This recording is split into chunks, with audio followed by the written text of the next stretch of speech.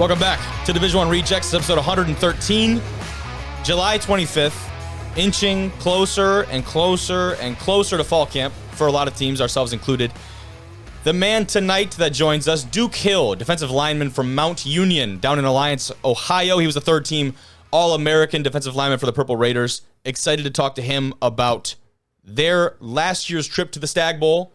They were down 21-0 in the fourth quarter to North Central, who went on to win it. But they brought that game back to a one-score game, made it very interesting late. Mount Union, if you know college football, small college football especially, you know Mount Union. So very excited to talk to Duke. Fellas, we've got a preview, or a feature, I should say, on the Colorado State Pueblo football team, the Thunderwolves, potentially one of the best names in all of college football.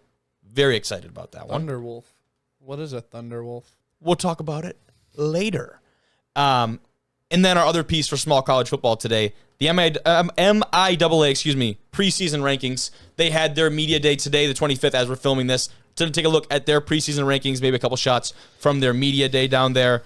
We've got some tips for players heading into fall camp. Nice little thread I found on Twitter, so maybe stick around for those if that pertains to you. Our football guys of the week nominees that we will pick towards the end of the episode, and finally some NFL contract talk. Saquon, Justin Herbert, Trayvon Diggs, big-time names, big-time deals. All of it and more. Use the timestamps if you're watching on YouTube to fast forward to any part of that conversation. But otherwise, you can listen pretty much anywhere, Apple Podcasts, Spotify, you name it. Follow us on the old Twitter. Follow us on the old IG. Subscribe. Over 500 now, inching our way towards 1,000. Very slowly. But that's okay. It's so unreal. We got a good spread. The Giants won't just give Saquon like 3 years, like $50 million, just say call it a day. Like, why not?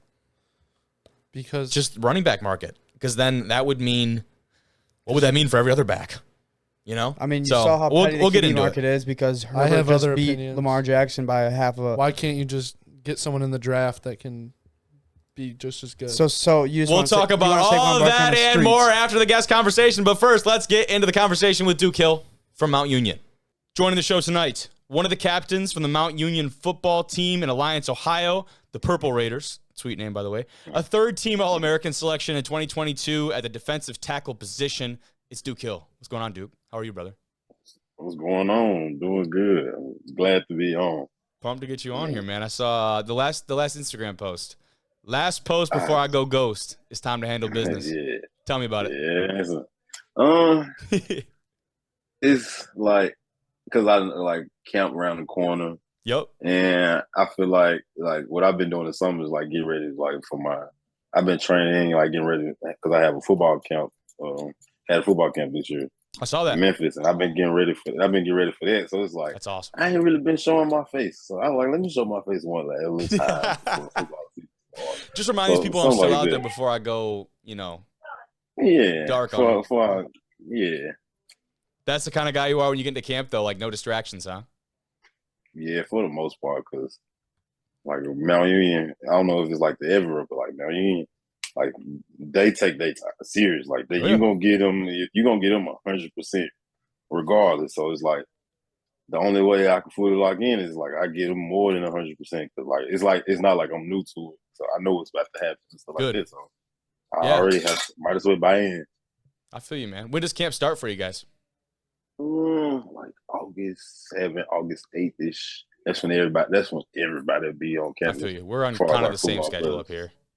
Yeah. Now, I was telling you before, I do a little TikTok digging. I do my snooping around, you know what I mean? And according to a certain TikTok, your teammates seem to think you take the longest to get ready before heading out on game day. You even agreed at the end of the video, so I don't even know if it's debated, man. You just got a lot of swag to worry about pregame, huh? See? What's the prime time, the D1R quote, you look good, they play good. It's been like that. It's honestly been like this since when I was playing Little League. I actually blame my dad because like he made sure like we always had all of our like drips and stuff before a game. So like even like the day before a game, if it's a home game, I'm for sure laying like everything out, see what we want to wear. Hell yeah, like, now you like middle school outfit type. Like I'm rocking this tomorrow for sure. Yeah, dude. Yeah, like I'm gonna do this, I'm gonna do that, and then even before the game, I might switch it up. This is like the D line and O line last to go out anyway, so they give me the most time. But I was like, I gotta make sure because our jerseys already like hard by themselves. So I gotta make sure I add little flavor into Yeah. it. So yeah. And I joke with that. I mean, that's a real part of like a pregame routine for a lot of guys, right? Like a lot of guys have their own little Yeah. things they like to do pregame, whether it's, you know, the stuff they do, the things they eat, like all these other. But you know what? For some guys, it might just be, hey, let me get all my stuff out the way exactly how I want it and get it all prepared. You know what I mean?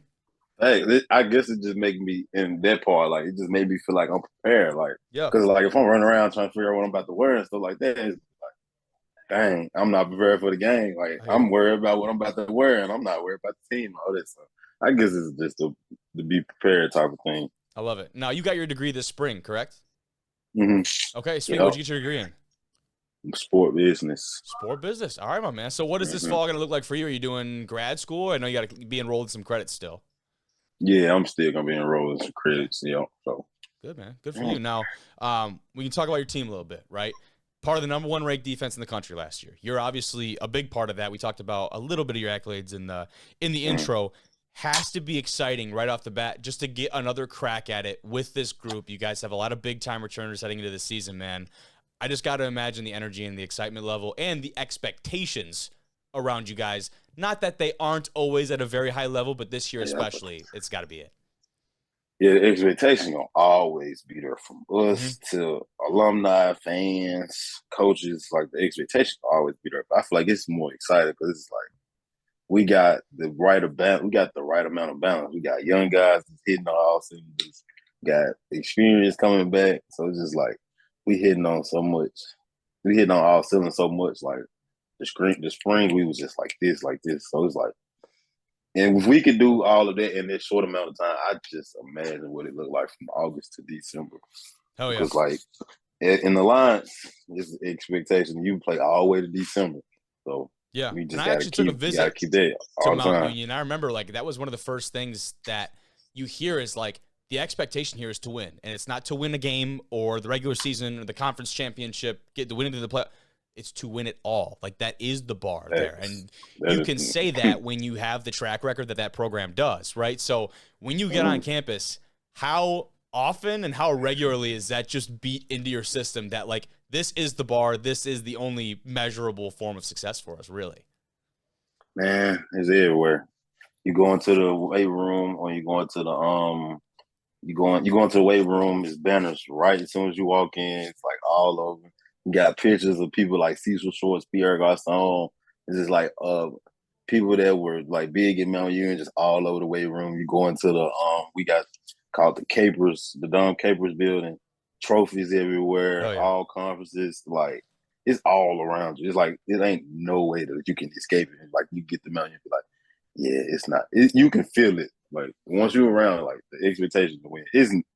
It's no other place like it's probably like in small school like it's no other place like it's beating to your head for sure that way. Even like teachers and it's like professors they'd be like yeah man the football team how's it I was like yeah it's funny it's Yeah. no way that I could expect that when I No, before I get it, man. before And especially when you're coming off this year, you have a top 10 scoring offense and a top 10 scoring defense in the country. And when you talk about, like you said, you guys are just on the same page. You're firing on all cylinders. You go into spring ball, and it's like you haven't missed a beat, right? Like that is really encouraging, especially when you look at a couple changes on the staff down there. Nothing too serious, but new faces still at offensive coordinator, special teams coordinator. But the great thing about those guys, you know it, I know it, is that they're guys that not only have been on the staff, they were freaking All-Americans when they played there, man. How awesome is that to keep those guys around? I'm sure that's a huge part of why you're able to just pick up right where you left off. There's no growing pains.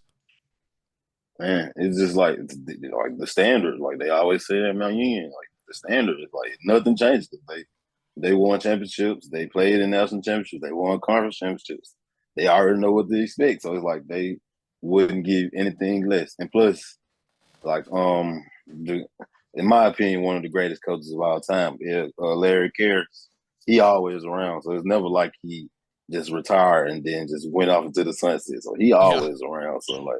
Larry Karras, his presence is around everywhere. So it's not like the presence like when he come around, you just like kind of shrivel up. Like he welcoming. Like you would have a conversation with him, not even about football. So he instilled that in all of them too. So it's like there's no drop off.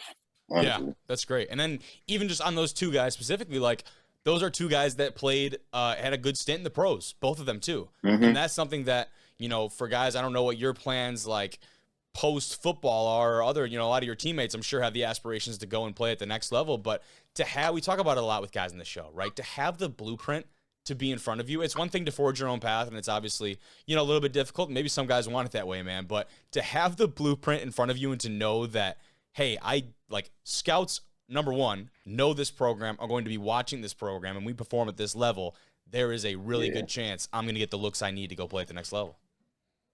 This is like, it is important to have a blueprint. Like, a lot of people don't like people that be like, well, I seen it and I done it, but like, that's the best way to see it. Because like, I honestly, when I was growing up, I would never like the coach that would never do the drill or show you like it's something like that. Like they was in the same shoes that we are in. Like they know how to take what it takes to get there, and now they like bringing it back and showing us like, if I could do it, you could do it type thing. Hell yeah. And you talk about the success, the expectations, all of it. You guys right there last year, man, like right there, like down to the fourth quarter, and to be that close and just to be in that position. You cruise through most of the regular season. You have that John Carroll game, that Baldwin Wallace at the end of the year. Those are some really quality wins for you guys. Those first couple rounds of the playoff, though, those scores were lopsided. Oh, my goodness. But then you keep going. Some really quality wins against Delaware Valley and Wartburg, and then finally the Stagg Bowl, right? And against North Central, that one did not start how you guys wanted. When they come down, opening possession, first drive, he finds Greenfield down the sideline for a tud. Was that just kind of a little bit of a punch in the gut? It was just like, it was more so mental than anything. It was just like, well, we got that out the way. Oh, well. Okay. It is what it is. It's like, that's how we practice. Like, it's not like, because like we got the number one score offense, we got the number one score defense. So like, we going to give them a play. So it's just like, okay, we got that out the way under the lights. Shake that off. It's time to go back. So it wasn't like a punch in the stomach. It was just like, okay, we got it out the way. It can't get worse than it. Let's just go ahead, strap back up, because we're going back after that. Wasn't like the last place. Yeah. Yeah. And that mentality is big too, because then for those who, didn't watch the game, fourth quarter, now you guys are down 21-0.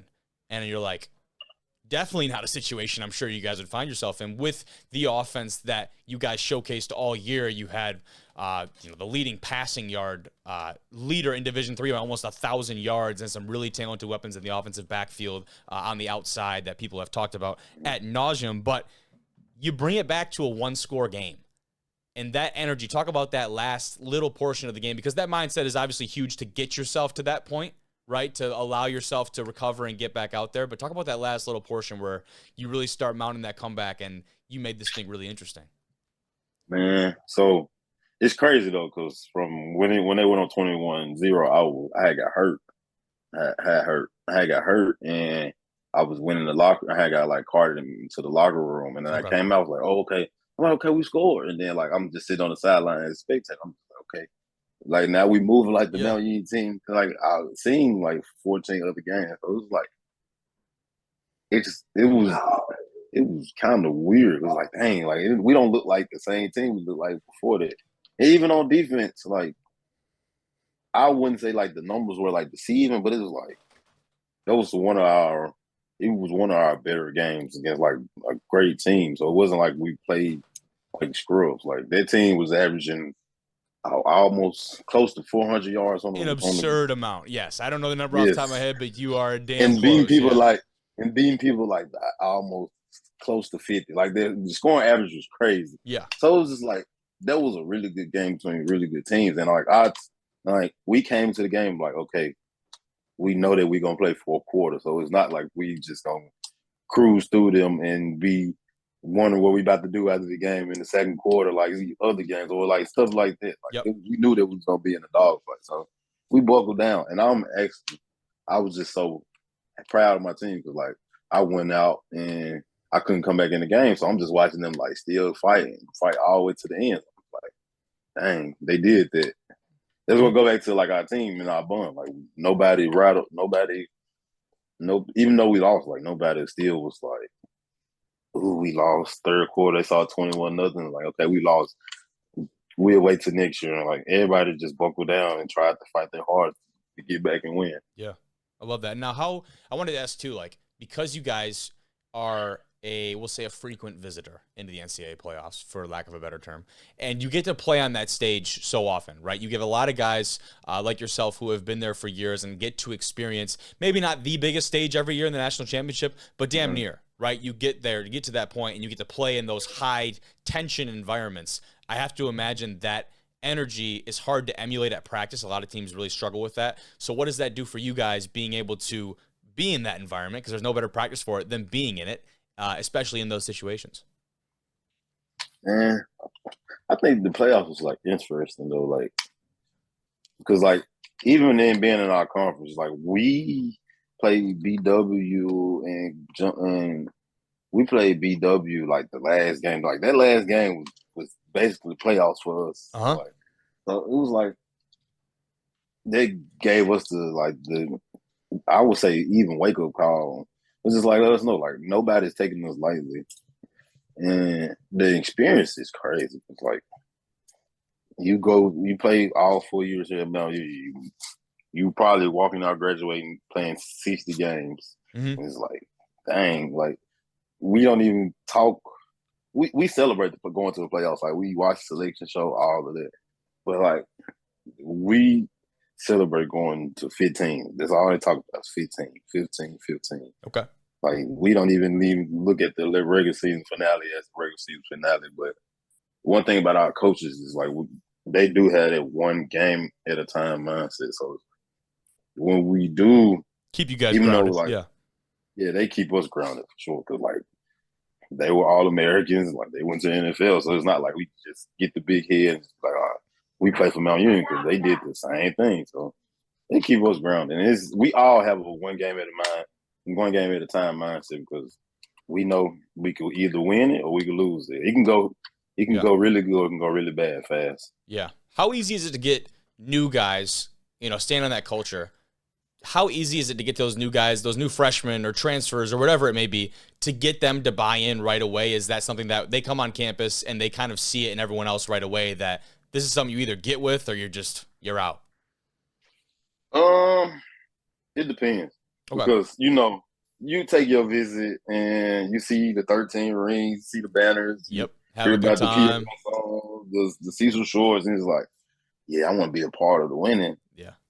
But then you get here, like how it is when you wake up call when you first get to college. Like, dang, okay, I got to do the stuff it takes to get one of those. It's like it don't take that long. Like if you can see those who actually buy in and that actually want to do what it takes to win a ring, even though it's kind of harder on the small school level than it is at like a Power 5 or like a D1 because like you got all these other outside factors and stuff like that. But like it's once you get the thing rolling, it's like, okay, I can see where it's going. I hear you. Yeah.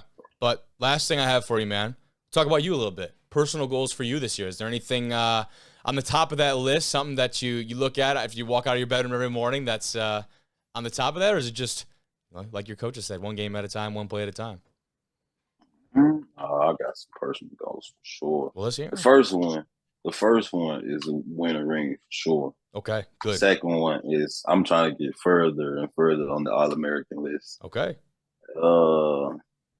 3, just be a better person, period, because like I'm trying to be a better person on and off the field. Like I'm trying to give back in the ways like I know how to. So it's like if I do number 3, I feel like it could help all the other. Absolutely. Yeah. Spoken like a true captain, my friend.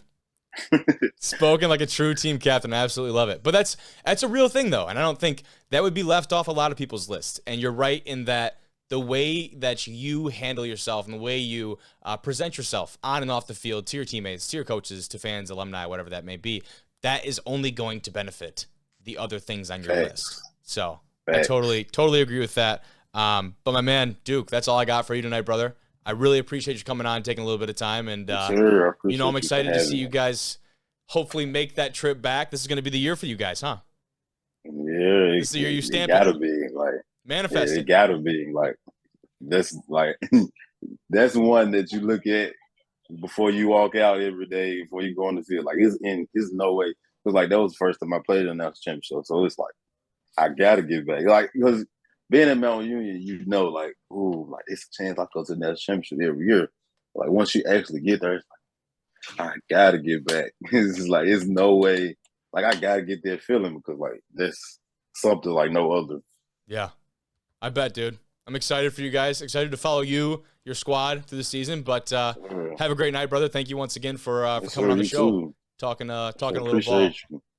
Thank you, Duke, for joining the show. Fellas, you did miss it. Funny TikTok. I'll have to include a clip of it. But basically, they asked a bunch of the guys on the team who takes the longest to get ready before game day. Every single one of them. Duke Hill. Really? Yeah. He has to be funny. the drippiest dude on the team. So him and I talked about that and like his preparation and stuff before games. That's funny. He said he's laying out his fits like the night before, like middle school type shit. It's funny. It's pretty good. But we'll stick in the small college ball, move our way up to Division II. The MIAA announces their football preseason polls for the 2023 season. Take a look at it right here.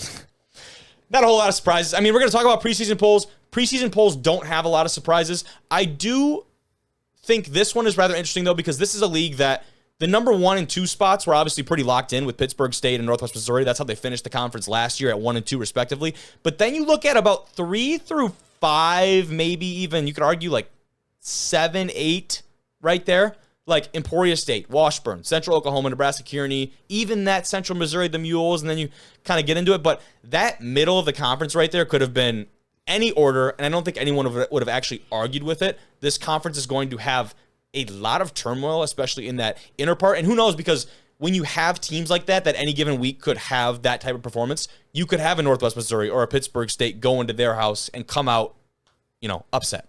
So For sure. very excited to see that. They had their media day today, and this is the coaches poll. I should have said that before. The media day was in Kansas City. The defending MIAA champion Pittsburgh State, number 1. They were number 1 in both the coaches and the media poll, which is, again, not Kind much of of a a surprise. no-brainer. Yeah, they went undefeated last season to claim Gorillas. the 2022 title with Gus the Gorilla leading the charge out of the tunnel. Our guy. Our guy, Gus.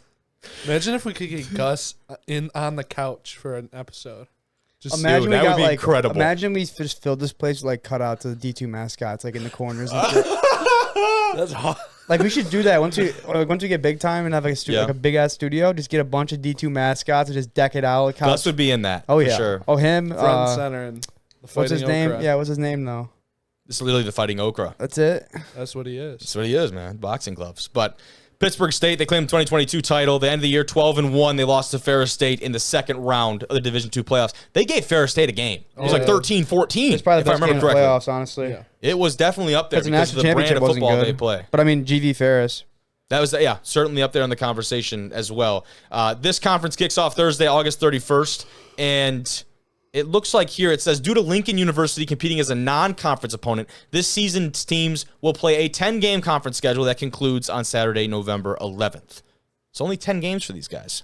Does that mean no out of conference potentially for all of them, which is kind of I don't think they play out of Interesting. conference, right? no, a They lot have of 11 teams. So, yeah. So hence the 10 game. Yeah. You know what I mean? But a lot of everyone teams has are a bye. scheduling 11 games. Yeah. Yeah, they probably give them a bye. Would be what I assume. Now, Pittsburgh State had 8 first place votes. Northwest Missouri 3 first place votes. No other team received first place votes. When I say like those two are kind of in a category of their own right now, and again, it just makes sense. The tradition with both those programs, the returners they have, the coaching staff that is still in place at both of those spots. I mean, That's about it. That's about it. 17 years in a row, dude. Incredible. Like absolutely incredible. Can't make that shit up. Let's see. As far as the rest of the rankings go, I mean, nothing really too surprising. So we can kind of wrap up that point there. I didn't realize that TV was facing away from you guys. Did you want to tilt that back towards you? I mean, I can if you want. It doesn't really like. Okay, I want to make sure you can see it. I didn't Can you realize. see it, like, kid? I mean, kind of. yeah, go ahead and give it a little tilt. I forgot to tilt that back. I had it for the desk. Yes, there you go. Perfect. Let's go ahead and talk about Colorado State Pueblo, the Thunderwolves from the RMAC, and a team. Why don't we start with their 2022 results from the season last year? Put together a pretty solid season. Ended up finishing second in their conference behind Mines, who we know went all the way to the national final to lose to Ferris. But looking at their slate here, look at these first 4 games. Like, this could be one of the toughest gauntlets in all of Division II football. And I will tell you, fellas, these first 4 games, are all the same heading into 2023. Obviously, you flip the home versus away on these when you sign those game contracts. But you open at Midwestern State, who was top 25 at the time. Then you go play Grand Valley, Western Colorado, who was 3rd in their conference last year. And then you have another nationally ranked opponent in Mines. That is one of the toughest opening schedules in D2 football. Is Mines and Pueblo like a big rival or no? That's a good question. I would assume so because of the history. I thought they had like a game moved to the Thunder Bowl or something they had on their page. So the Thunderwolves moved the game. The game Western Colorado was supposed to be at Western Colorado this coming year. I believe that got moved so back. It's called to the their Thunder field. Bowl. Yes, and we'll That's take a look pretty at that in just a second, actually. So that's sick. that's a good segue. It's a cool little stadium. But looking back at their results, God. if Look at you Fort go, Lewis. yes, yeah, that's What? bad. That's Oh my bad. God. I was going to touch on that. Are But if you look, shitting me? if you look at the schedule, they obviously finished 8-4. 3 of those losses in the first 4 games, they bounce back and have themselves a hell of a year. And some of them, yeah. Well, clearly it they were kind of pissed off after the Mines game. Yes. Jeez, Lois. Oh my goodness. That's that one meme where it's like, Oh. he's dead. He's already dead. Stop it. Stop. Their only other loss coming in the first round of the playoffs, once again to Mines. Did give them a pretty good game, but we know that Mines offense with Matoka, with McLeod, and that offensive backfield, the offensive line for them was were just nice. too much. They were nice. For a lot of teams. They put up 45 on them. Again, that was at Colorado Mines too. So, but even when you look at the back half of this year, Colorado Mesa, pretty solid team. South Dakota Mines, very respectable squad. They have some quality wins there. So, CSU Pueblo definitely found their stride last year a little bit. But before we get into talking about their next year's slate, we can talk about that very stadium that you were bringing up, Cade, the Thunder Bowl itself. That is a pretty good look at it right there. That's dope. Nice. Really nice. Real nice. Nothing too The crazy. sunset Not trying to definitely outdo helps, themselves. you know, but Time of day, yeah. yeah, pretty sick, dope ass stadium. Bro, this fly is pissing me off. I just noticed that it was over there. What do you say, Trev? It's really bugging me too. But this stadium, I mean, yeah. Trev, you and I talked about it. Anything with a bowl, like count us in. Oh, yeah, Anything yeah. that has a Good. bowl shape. Like- You've got, it looks like a pretty sizable video board in that far end zone from us. And then always a plus, that lawn area that's in Yeah. an arc And- outside sick. the end zone. So The sick. home and away are both large. Why does it only have the field over here though, and not the field on the other side, How do you mean? behind the field goal post? What are you talking about? Oh, you're talking about the green area behind the field goal post and the north, or Yeah. not north, the Yeah. closest one to us. You think it's just I don't know if that's probably for track track. behind it. It looks like Okay. that'd be like a high jump area Yeah, or something yeah, along makes those sense. lines. That makes sense. Now, it would be nice to have that like strictly be a football field and not have a track, but at the Division II level, you just don't really see that often because these facilities have to be so multifunctional. Right, yeah. But I mean, all things considered, guys, pretty That's nice sick, spot. dude. Imagine Good light filling setup. that thing up. I think they do. I think they do a pretty good job of Is that grass up there too? Like people can sit in the lawn? Yeah. on that That's what arc? I was just saying. Yeah. Okay, So all that right. looks like a nice little grass That's spot dope. for standing. That's room. definitely like So they definitely that's fill like the it. student section, dude. That'd be sweet. Come That'd be on, pretty dope. bro. Wish I had my salt gun right now. This is a look at their locker room. I mean, nothing absolutely crazy. Nice little space. This might be a little bit of an older image. It kind of looks like, but this was the one on their current athletics website. So I just grabbed what I can. Just get those chairs out of there. Looks a little outdated. Why don't we just get those chairs and just take those out of there? It might be a Looks little like they- better. Slap a logo in the middle of it. Call it a day. You know what I mean? I really don't understand the chairs. What, are they gonna be Bob Ross and paying it for practice or what? I don't know. And they're facing opposite ways, which is also very interesting. Like, I think why are they they do it for facing that show. way? There's no way those things sit in there all day. If they do, there's 2 chairs, a lot Like, of sweaty ass I'd be- individuals. I'd be damned to come back after practice and sit on a stool. You know what I mean? Like, come on, bro.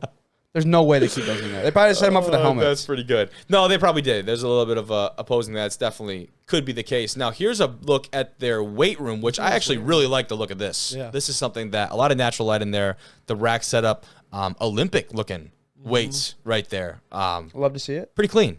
And we always start all these features with just like a kind of a facility overview because I think that's pretty important, neat. yeah. That banner right there, the football People don't championship last understand. week. Like, it's not like we.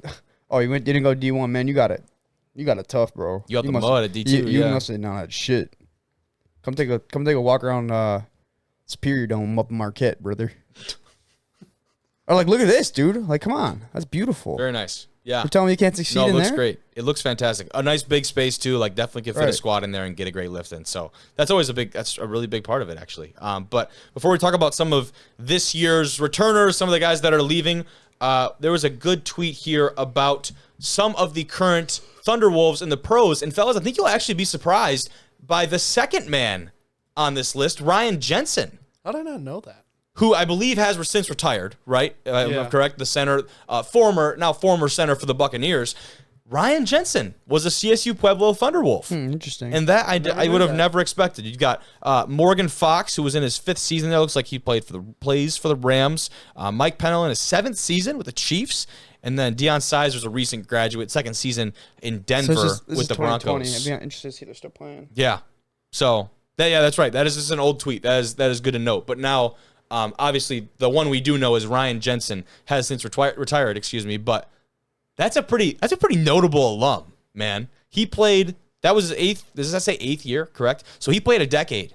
Yeah. He played a decade in the league. That is, and at that position is absolutely incredible to be able to do At a that and pretty have that high kind of level, longevity. too. He was a good center. Like, Went down with a really unfortunate leg injury in camp, Yeah. if I do remember correctly, right? yeah.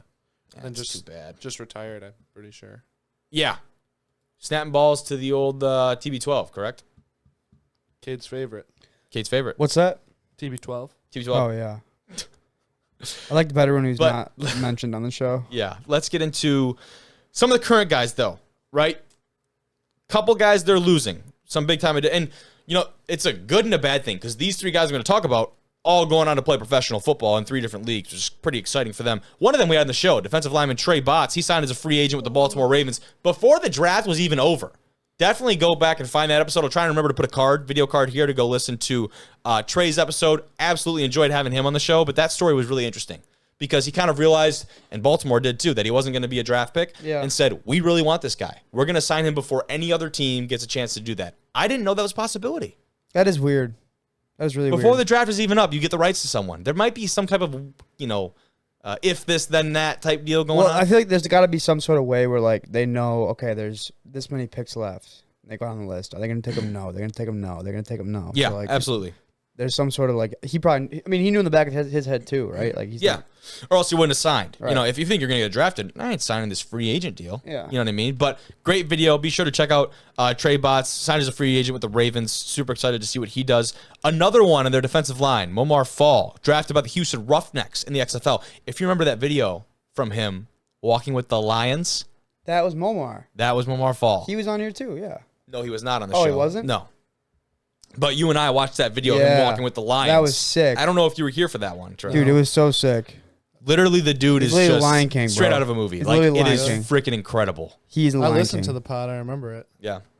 It was pretty sweet. Mowing But some grass. he's a dog. Wixom, Michigan. Finally, their kicker, Dean Faithful. If he didn't leave, he'd be on our all-name. He might be on our all-name Faithful, team. yeah, kicker. That's a nice. Dean Faithful. He got drafted though, right? Old Or no? faithful. He signed with the Edmonton Elks in the okay. CFL. So he is starting to play some professional ball, not in the NFL, but kind of cool. Nice little spread there. Thunderwolves doing a really good job of placing their guys in the pros, which is really cool for them. Now, some of the guys they're getting back on either side of the ball. Their safety, John Nushi. He's the leading tackler in 2022. 71 tackles for him at safety. Big part of that impressive. defense. How big is he? That's a great question. Then defensive back Daniel Bone. He had 6 interceptions in 2022. That was tied for 5th most in all of Division II. He's also part of Lindsay's preseason first team All-American team. I did see wow. that. So really big time. I wouldn't say addition. Redemption, reclamation I don't know. for the Thunderwolves. That's too big of a word for me. Returner. Really big returner. We'll keep it at that. How about that? That's pretty good. I like that one. We'll keep it at that. But those guys, 2 really big pieces on that defense. They also, I wanted to note, spread the workload in the backfield very well last year. It was something that I really noticed when looking at some of the stats last year. And you see that, their top 2, you had Austin Backer with 102 attempts. You had Kian Martinez with 74. Then Jordan Jones with 45. And Nick Bingham with 40. And Steven Kroll with 36. And then Mariano Kemp with 23. And it's like, So they have plenty of depth. they have And absolutely are they all returning? You're saying? the top 2 are both redshirt sophomores. I wanted to say. wow. I can check actually. Let me not say that before. It says The one is a junior. Their leading is coming back is a junior, and then a sophomore. So yeah, so junior and a sophomore, their top two out of the backfield going to be big for them. But that was something I noticed out of their stats. I didn't catch many of their games last year. Excuse me. But when you're able to split a workload like that, that speaks volumes about the talent, right? It says that John Nushi's a linebacker Does it? on the roster. Yeah. Interesting, because they had him listed Here's a as name. safety, I think. Linebacker Will. I don't know. I'm gonna butcher the name. Wilda Germano. Talking to the mic there. Wilda Germano from Hilo, Hawaii. Interesting. Kamehameha, Hawaii. But Nushi's a linebacker, though? Yeah. That's what it Okay, said. interesting. I don't know why I must have saw safety He's somewhere from else. Colorado too. Sweet. 5'11", 204. Big time. Yeah. Potentially the biggest piece of news for the Thunderwolves heading into the 2023 season, fellas, that's their new head coach, Philip Vigil. He's the former head coach at Western New Mexico. He was a quarterback, actually, at Colorado Mesa. He grew up 2 hours away from Pueblo, said he was home when he got the job. So he was very excited to be back in this area, so he has a lot of family in this area. And at Western New Mexico, this is a pretty crazy stat for you guys. In the 3 years before Vigil became the team's head coach, the Mustangs amassed, it says, an abysmal record, not my words, of 1-21 Holy shit. in the 3 years before Vigil took the helm. Wow. That's pretty bad. Before? That's bad. Before. Now, in his first year coaching the Mustangs, they went 1-10. And that's maybe to be expected, right? His second year, he led the team to its first winning season in 30 years. Topped it off with a Green Chili Bowl victory over rival Eastern New Mexico. Wow. Green Chili Bowl, by the way, that is an awesome freaking name. They gotta have some mean chips and salsa there, bro. Do you think, like, the Idaho Potato Bowl where they get dumped? Could you imagine getting dumped with a Gatorade cooler full of green chili? They gotta have some mad salsa there, bro. I'm already knowing it's that green stuff too. That shit that spices. The Verde. Yeah. Shit hit the tip of your tongue. You're like, the hell? You come behind you and surprise coach with the dump, and then you got people coming in with chips, scooping it off the turf. And Good getting job, a little, coach. You got some hair on this one. But I will say, too, D2 Football did a great piece with him. It said, Philip, I think the title on YouTube is just like Philip Vigil goes inside D2 Football. Again, I'll try and put a little tab there to their piece. He had a sit-down interview with them. If we can get him on the show, that'd be great. But if not, definitely check out their piece. Yeah, hopefully he sees this. That is a really big, it's a really big addition for them. A guy who is very passionate about that area. The last part I wanted to look at here as it pertains to CSU Pueblo, fellas, the 2022 RMAC standings. We can talk about that a little bit. We've touched on it. Obviously, at the top of this list is, let me zoom in here. There we go. Colorado School of Mines. That one, not too surprising. 9-0 in conference play there overall. End up at, 13-3? Because they played that really tough out-of-conference schedule. One of those losses coming to Grand Valley. Obviously, another one of those losses coming to Ferris State in the national championship. So, School of Mines, we know they play a tough schedule, and when you're in their position, you certainly can. CSU Pueblo listed second there because they had a little bit of a better overall record than Western Colorado, who is right behind them. And then you look at South Dakota Mines, Black Hills State, some of those Mesa, some of those kind of squads. But that was definitely neck and neck there for a bit between Western Colorado and Pueblo. And like we said, boys, they play those two other top three teams in the first 4 weeks of the year. Yeah. Going to be some big-time challenges for them heading into 2023. Yeah, it's going to be a fun couple weeks for them, watching them off the rip. Yeah, and I've just noticed, too, like throughout all of Division II football, the parity within all these conferences, I feel like the depth, and I've not been covering Division II football for 20 years. But just to me as an outsider, seeing the depth of a lot of these conferences is really exciting. We just talked about the MIAA a little bit. Looking at the RMAC, there's a couple teams where this could genuinely be a toss-up. The GLIAC is actually not so much just because you have kind of an established 1-2 punch, right? In Grand Valley or Ferris, that's kind of the thought is that unless something crazy happens in Saginaw or Davenport or one of these other squads. Or Northern Michigan. Takes a big leap, that will be the expected winner out of the GLIAC. But a lot of these teams, the NSIC is another great one. We've talked about ad nauseum on this program about what teams could come out of there, Mankato or Bemidji, or even Northern State makes that jump. Yeah, it's pretty spread out, dude. Yeah, you look down at the Gulf South. West Florida. Is this the year Valdosta State bounces back? Delta State had a freaking year last year. Can they pull it off and do so? I'm just excited to see how this all shakes out. But that's kind of our piece on on Pueblo. Hopefully they give it a little look-ski and give it a little green chili look-ski. Yeah. A little salt with that pepper. What do you say? We go NFL or tips for players heading into fall camp? or football guys of the week. Let's go tips, NFL, football guys of the week. I'm cool with that. This is kind of a littler piece. I just saw this I saw it too. on Twitter, wanted and something I wanted to comment on because I actually think most of these are pretty valid points. So I'm just going to pull it up on the big screen, and we're gonna run through, fellas, and just kind of take a look at these. This is from Chad Brain here. And he says, as I head into my 24th year of college football, I have seen freshman college athletes succeed tremendously and some who never made it past the first day of training camp. I thought I would share some 10 points for those joining a program this August. Number one here says, if you're not in shape and camp is 10 days away, you can still come into camp better than you were yesterday. Start training with a purpose. There's absolutely nothing worse than coming in last on the conditioning test. Remember, someone will always be last. Make sure it isn't you. That's his first piece of advice right there. What do we think? I mean, it's facts. Yeah. No, It's better than nothing, right? You want ideally you're not in that situation, but yeah. I mean, we basically just got a slap on the ass and said, camp's in 2 weeks. Get ready. Yeah. Coming into it, really. Mhm. It wasn't really that much freaking generations changes so much now, dude. Don't get your jersey number. Could be out of there. anyways.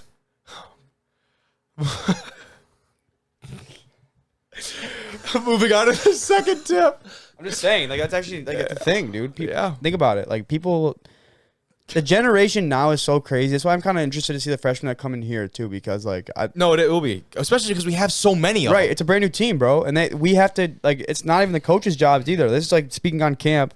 It's not even the coaches' jobs fully either. It's definitely the players more than the coaches. I actually talked with Duke about that earlier, about when you have a established culture like Mount Union where anything less than a national championship is a failure for them. Because you have that established track record and that history, how is it to get kids on and have them really buy into that program? And he says it kind of varies, but you can tell right away who's going to be in, who's going to be out within probably those first couple days. Right, that's the thing. You'll see. I mean, fall camp will show somebody's true colors. Absolutely. That's what I'll say. 100%. It'll show your true colors. Second tip here. Get your paperwork done. NCAA clearinghouse, medical paperwork, college paperwork. Each of my 23 years, he says, coaching someone has missed practice because of incomplete paperwork. Definitely. We've seen that for sure, and that's a really yeah. frustrating and dumb one. Number 3, know where you need to be and when. You do not want to be late for a meeting your first few days because you have no idea where you're going. If you got questions, just ask, text, reach out. Reach out to one of the players. You can text your position coach. Reach out to one of the players. Ask a guy who's been there for a while, right? There's nothing more valuable in your position group than a guy who's been there and a guy who's gone through this experience multiple times, right? That's any position. Number 4, be early to everything. Sit in the front or as close as you can to the front during all meetings. This will help you learn, and you have the coach's chance to see that you're serious about being great, right? Just being upfront, being committed, being dedicated. Good stuff. Don't be last in line for drills or first in line either. I like that point. I really do like that. If you're first in line, you may screw up the drill since you've never done it before. If you're second or third in the line, you'll be able to see the drills correctly after watching the guys in front of you. This is actually something I don't know if you guys remember. We talked about this with Coach Bobby Johnson from Albion when he came on here, when he talks about camps. He said the first guy in line is the only guy that has any type of excuse for not doing the drill correctly. The second and third guy, any coaching points that first guy got going through the drill, you should have taken those down. There's no reason for you to make the same mistake twice. I seen it that one day we did the high school camp up here. I'm like, bro. It has happened a lot, or what? Oh my gosh. I'm like, there's no way I was incompetent, coming out of high school, coming into college, bro. I'm like, dude, he said the same thing 4 times. And it's frustrating. 5 times, bro. Just do, at the one point I was just like, just do it. Just do it. Nike came and shot a commercial for me and everything. They were just like, you said it so many times today, you might as well get a fucking brand deal. You're right though. That's a fast pass to get on a coach's bad side. Oh my is God, to absolutely dude. just do that. Coach Cade. I'm gonna be ripping into kids. Couple more Respectfully. tips here. We'll round these out. He says, hustle on and off the field. Pretty simple one. You can always control your hustle. Hustle and attitude, right? Effort and attitude. Those are the two that you can always control. Pay Takes no attention and skill. walk through. He says, stand by yourself to avoid talking with teammates while the coordinator is teaching. That is a pretty solid point because you'd be surprised. These freshmen are so happy to get to camp. They start talking up, and all of a sudden you miss some pretty good instruction.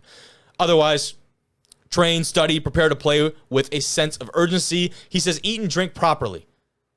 Every year someone is on the sidelines because they didn't eat breakfast and are gassed. Or we have someone who ate a big bowl of cereal and they're on the sideline for another reason. Right before practice. So Shout out Coach Brain here. I really appreciate those tips. I think a lot of those ring true. I think those are pretty valuable things for any of you guys heading into fall camp this year. I feel like they're pretty general too. Pretty broad. Like if someone told me the 10 things to write down for someone going to camp, I feel like I'd hit. We got some commandments. 5 of those, 6 of those. Yeah. All right. Contract talk. Let's do it, man. Let's see. Starting things off, the quarterback of the LA Chargers. That'd be Justin Herbert. This man, by the way, this picture is so awesome. Look at this picture. I love this shit, dude. From Shefty, the next quarterback domino falls. Chargers and Justin Herbert reached agreement today on a landmark 5-year, $262.5 million extension that ties him to the franchise through the 2029 season. Deal gets done before the Chargers' first training camp practice Wednesday. That's something I thought about too, is like to get a deal like this done for your franchise guy has to be like getting a freaking gorilla off your shoulders. Yeah. That's got to be great. And when it doesn't show, I mean, it does show, but like do the numbers. If you do the math, 262.5 divided by 5 years, correct? Is correct. 52.5 per million per year, which is $500,000 higher than Lamar Jackson's contract, which was the highest quarterback. Everybody wants to reset the market. And then Burrow will get one in approximately 48 hours. That'll be 6 years, 310 million, 0.75, and it'll be like 52.95. And the pettiness is so hilarious. I think Kyler actually might have started that little petty battle. Who cares, bro? Like, they you get obviously so do. much money. Like, it's just so ridiculous. I never pictured Herbert to be a guy to care about. It's the probably thing not is, even maybe him. he doesn't. It's It could probably just be his agent. It's probably his agent, it's probably bro. his agent. Yeah. Right. I feel like all that shit goes to the agent. Like, Because if you're think about it from the perspective of an agent trying to sell yourself to prospective I'm the highest clients paid, and athletes, right. I brokered the largest quarterback deal in NFL history. and for 2 days, and then 2 Burrow. days. For 47 hours. Until Joe Burrow's agent does the same thing. That's exactly what it is, though. It's a bargaining chip for those agents. I understand it. I think it's stupid, but I understand the business side of it. Yeah. It is what it is, man. But that was the next thing I wanted to say is that what does that mean for Burrow's long-term deal? Yeah, Because that has to be the next chip, correct? We all know, dude. And like, let's be honest. Who do you want right now, Herbert or Burrow? Burrow. I would agree with that. I'll pull up some stats right here, though, to play a little bit of devil's advocate because I agree with that statement as well. As I'd take Burrow, given what they're playing. Herbert is a bad quarterback. But yeah, I mean, look at these. The stats obviously speak for themselves. First 3 seasons, 14,000 passing yards, most all time in the first 3 seasons out of any NFL quarterback. That is a crazy stat. 94 passing touchdowns. That's second most of all time. 102 total TUDs, most all time. Yeah. 22 games with 300 plus passing yards. That's the most all time because you think about it, in 3 years, you're playing, because now they play 16, 17 games. They play 17 So now. say you play a little under 50 games, right? To have 20, you're playing almost half the games you've played in since you got into the league. You've had over 300 plus passing yards. Yeah, like it's Quick maths there. Taking nothing away from him. You know what I mean? He's a great quarterback. Here's the thing, too. I just think that Joe Burrow's a winner. Well, yeah. Like, I just think he's. Here's the thing. What I was going to say. Joe Burrow's team is more relevant. The Bengals are more relevant because they've won more. Very true. And they have a fan base. And their defense is and they have a fan base. I mean, not a great fan, just a fan base. In the last 3 years, it's true though. Like no one really talks about the Chargers. In the last 3 years, they don't really like, push the needle. Yeah. I think that's more the media because they don't really push the needle. And I think part of, to go along with your point and actually to agree with you, is that you talk about the market they're in. That LA market is really tough. In the last 3 years, the Los Angeles Chargers have scored the most points out of any team in the NFL, and they've given up the most points in the last 3 years of any team in the NFL. Very interesting. I did not know that. It's pretty crazy. Interesting. It's wild, actually. It's like off by like freaking 70. And they have dudes on defense Bro, too. don't even get me started. Like they're the best safety in the NFL. Derwin James. Yeah, and I mean arguably the best edge rusher in the NFL. Two of them. Yeah, actually now they kind of do, don't they? Holy cow! And they're still in like that what? boat. This is the man that has generated a lot of conversation over the last months. Bro. Okay, we're going to talk about it. The man here is Saquon Barkley. You can see in the news here, he's agreed to a 1-year deal with the New York Giants, that being worth up to $11 million, which is suspiciously close to the franchise tag, but technically not a franchise tag. And the obvious reason, I suppose, is that this does not allow him to be franchise tag in the subsequent season. Yes, it does. It does. It does. He can be franchise tag next year. In this contract, it says he can be franchise tag next year. This is literally the dumbest thing that's ever happened in the NFL. I really do not understand. Yeah, I don't get this at all. If he really cared about the running back market, quote unquote, the reset of the running back market, he would have been done. And that's why I said, bro, we might not see some guys in the field this year. Like we dead ass might not. Like Dalvin Cook might not play this year. Yeah, and it's serious. Like it's seriously in danger right now. I guess you could say. Like Jonathan Taylor hasn't showed up to Indianapolis yet. I know it. Trevor Jacobs got a flight out of Las Vegas Monday. He's not there. It's just getting ridiculous, dude. Jacobs is out of the facility for sure. Like he's he's done. His own. Yeah, he's done. Is running back position like getting less important like fullbacks? I don't think it'll ever get to that point, but their use has definitely decreased with the way the style of the game has turned. I did see. I think it's just changing what style of running back. I think that's the best argument. I don't think that it's the fact that the running backs are no longer valuable. Obviously, you are looking for a different style of running back than you were 10 years ago. And Alvin Kamara is like, I feel like the more modern, like that. Christian McCaffrey, Alvin Kamara. So you know who was before his time? Who's that? Former Lion Theo Riddick. That's not a terrible take. I just think that style of running back is like what teams look for now. I'll drop a little graphic on you guys here. So graphic from 2009 to 2021. Obviously, there's been 1, 2, 3, 4, 5, 6, 7, 8, 9, 10, 11, 12. What is it? 12 Super Bowls. Okay. But listen to this. Sure. So 2009, the leading rusher plus their salary since 2009. Okay. The Saints won it. Pierre Thomas, he got $460,000. Next year, James Starks, $320,000. Next year after that, Ahmad Bradshaw for the Giants, $1.5 million. Is their yearly salary? That's what they're getting. AAV, average annual value. Next year, Ray Rice, $2 million. Next year, Percy Harvin, $2.5. Next year, Blunt, $730,000. Next year, C.J. Anderson, the Broncos, $585,000. We're not talking millions. You know what I mean? What is average annual value? What is that? What their AAV, so average annual value, what they're getting on a yearly basis. Like what they're is that what they're being paid, or that's their value that's being evaluated to the team? Plus it's their leading rusher plus the salary, like plus their salary. That's their salary. What's going towards that year, that cap hit. Okay. That's what their cap hit's going. I got you. So if James Stark signed a 2-year or 4-year whatever $1 million deal, $320,000, bro. Okay, whatever. You're fucking me up with the fucking AAV. I just didn't know what that was. LeGarrette Blount 2016 $760,000. LeGarrette Blount 2017 $900,000. Michelle $480,000. Damien Williams $1.5 million. Fournette $2 million. The highest is $2.5 million. That's Percy Harvin. And like, was he like? He was more than a running back. You see it now. He was more than a running back. Yeah. He was a DeAndre Swift. He was a Jahmyr Gibbs. He was before his time too. Yeah, but that's kind of interesting to me. Like Cam Akers 2021. Akers had a really, really good year that year. Remember how good Akers was when the Rams won the Super Bowl? $1.171 million. This gets to my point. Imagine you go look at the quarterbacks, dude. Think what we'd see on that. That's why you don't need to pay running backs. Wide receivers even.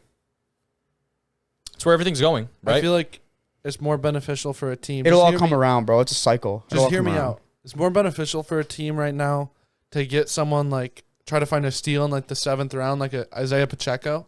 Yep. But why? It's hard to do that, but yes, it would be very valuable. But why though? So you can pay every other position more money. And I will say that has been the formula. That has been the formula. Yeah, when you have Patrick Mahomes. Yes, that would be the argument that's the obvious argument. But because a lot of running backs theoretically could be plugged into that system and have the success that Pacheco like the Giants have Daniel Jones, bro. I will say that's why they're not a Super Bowl contender. The system, that school of thought, if you will, about that has been the case with quarterbacks for years. If you get a quarterback in, a young quarterback on his rookie deal, and you're allowed to pay all the positions around him to make him succeed, before you have to cut him off a freaking Justin Herbert-sized check, a Patrick Mahomes-sized check, a Hurts-sized check, right? Before you have to do that, that for a long time was kind of the blueprint that NFL GMs were looking for. And so I think the running back, you might be able to loop into that conversation. Yeah. Interesting thought. Yeah. Thought-provoking thought. One more contract for us, fellas. That being the man wearing the stars out of the great state of Texas, Trayvon Diggs. He's had a Doe. hell of a deer. Doe. Deal.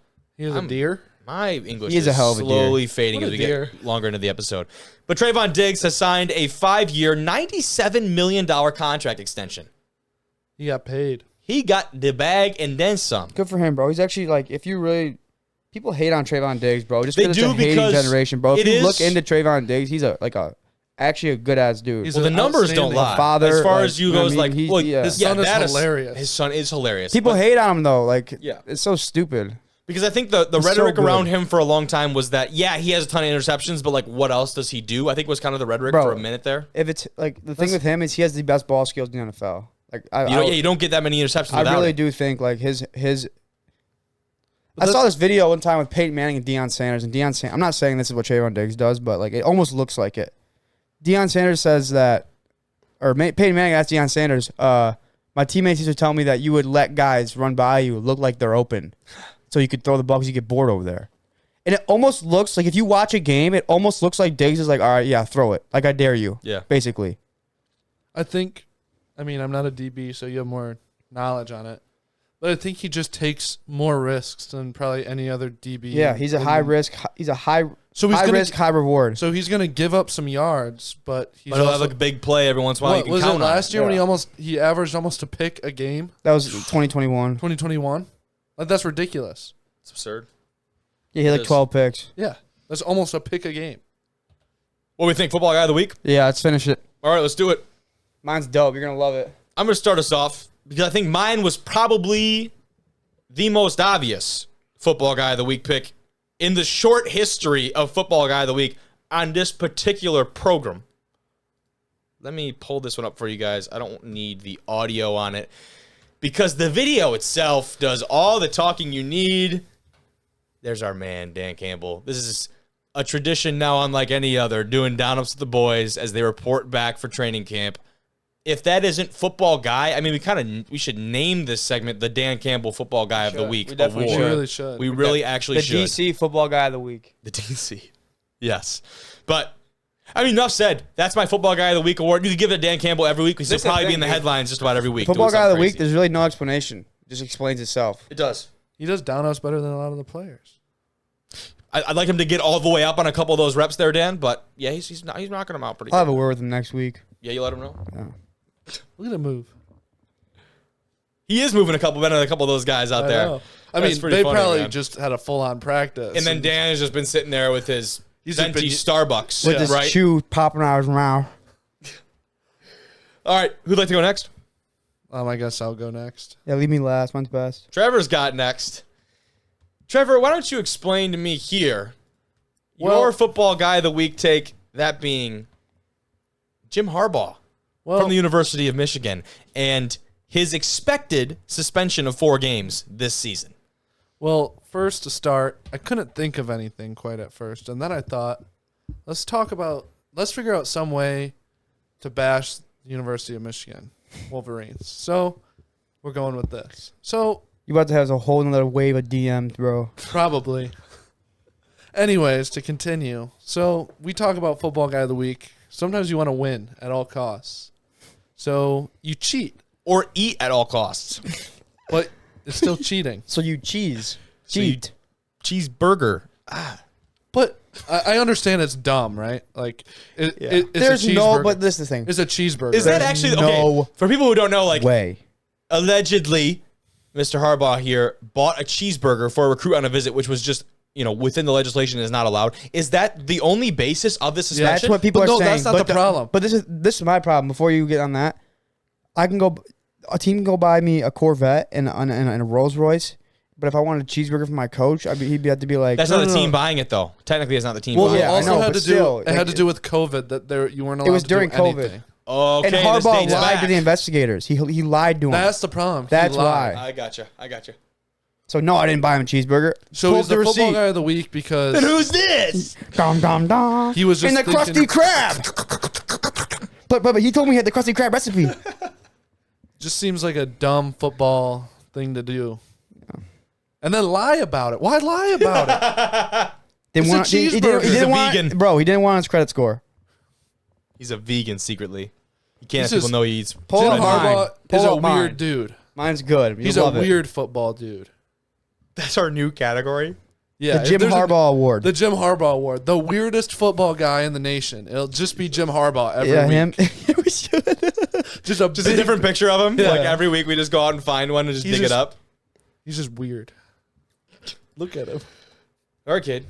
We'll finish it out here. I'm just pulling this up here. Do I need to? So What? Okay, I can. Okay, I know where this is going. This is a good pick. Yep. This is a good pick. So I'll read the title and then you can kind of let us go from there. I might have to try and find a video here, I looked. There's no video. Jennings Dunker goes back to back as champion in the Solon Beef Days hay bale toss. Yeah, and it's funny too. Give us the rundown. I was reading the article and he beat one of his teammates. So he is an offensive lineman from the University of Iowa. I think he's a redshirt sophomore, I believe. Okay. But I was kind of reading the article, and he beat one of his teammates out to win it, and it's back to back, like it says. So he won it last year, and he defended the title this year. I'm not so sure they get like the WWE belt or what. They might just get like the fattest pig on the ranch or something. Like, here, you take this home for winning. Maybe there's like maybe they get like a golden hay bale. They could, dude. That'd be sick. You sit on your crown, like That's like a chrome golden hay bale throne. That's like the most Iowa thing ever. Bro. I feel like I was in Iowa that one day doing hay, bro. I swear to God, I thought I was doing the hay bale contest. I'm up there sweating my balls off, throwing hay everywhere. Boys, I believe we have found some type of video documentation of said hay bale contest. Let me make sure this is the real deal here, and I also need to make sure this is off of a news website, so it should be good as far as I haven't watched it yet. I usually like to screen the stuff before we just show it on the show, but I want to make sure there's no ads or anything running. Hold on, it's having a tough time loading. But again, I don't know if we said like, is there anything more Iowa than Iowine? Yeah, this is actually. It looks like this is a clip from last year. Yeah, So he's back to back. No, we said he's back to back. It's Jennings Dunker. So he has won the award in back to back years. Here we go. We've got the video, fellas. Let's take a look at it. Why not, huh? Let's take a look at the old hay bale contest. And I will actually let me turn the audio on for this. Let's do that. Here we are, hay bale contest. Dominated over the years. It was game night for the hay bale throwing championships at Solon Beef Days. It was standing room only for the main event of the night. A lot Look of how Hawkeyes back that competing is. like D lineman, What else Y.A. Black, So who just Iowine. clears 11 and a half feet. Holy Riley shit! Moss was a late addition. Is it He has every show O-lineman muscles with the for- tank, but do they translate? Yes, sir. How heavy Don't let the realistically do you think one of those is? Connor they're Colby heavy. fool you. The Kennedy grad Really heavy. showing out in Solon clears 11 and a half feet. But they were all chasing this guy, the king of the jorts. Oh my Jennings God. Dunker. He had the crowd pumped for 12 kidding and a me? half That's feet. Jort Dunker and he now. got It ain't Jennings, The it's trophy Jort. stays in the That is incredible. The fit, the execution, the throw, the beard, the interview. Why was the cameraman zoomed in there on the trunks? You know what he's doing. Look at that! Oh my God. Here, boy. You need to get your ass on the field. Block somebody like that, son. Start throwing some D linemen, son. You ever heard of the sport foosball? That's the devil sport. My mama tells me My- that's the my- devil sport.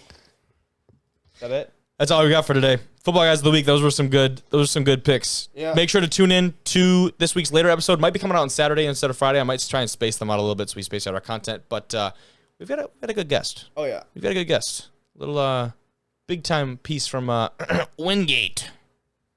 All region player. Defensive backfield. Shrine 1000 list. We'll see.